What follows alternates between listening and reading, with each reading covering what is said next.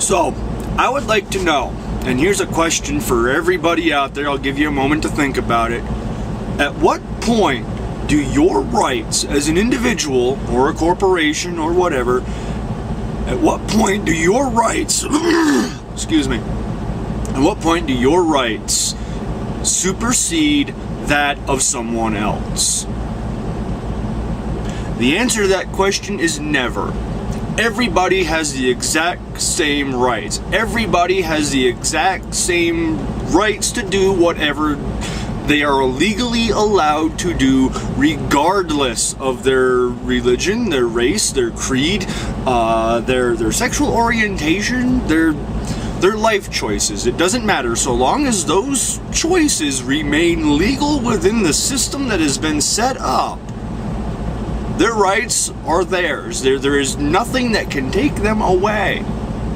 That's kind of the point that our founding fathers settled on, that while they weren't Christians in the sense that we understand Christians now, and the way conservatives would like you to think that our founding fathers were hardline Christians. They weren't. They were what were called deists. They believed in a higher power. Now, whether you called that higher power God, Allah, Yahweh, Shiva, Brahma, whatever, there was a higher power. And that higher power dictated that there were a certain amount of rights given to human beings.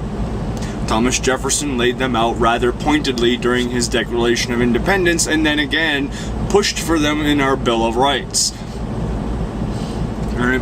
Now, the Supreme Court has recently ruled that Hobby Lobby and any other religiously owned company can deny their employees rights that have been granted by law. The right to contraception, birth control, whether it is the pill that you take every day, it is those freaking shots you get, I know there's a number of different shots that women can get for various forms of birth control, because some women are allergic to some forms.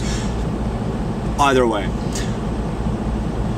that isn't right. That isn't proper. That isn't correct. That kind of, to me, goes against it. Just because your religion says you can't do this does not mean that you get to restrict someone else from their rights. That is just fucked up.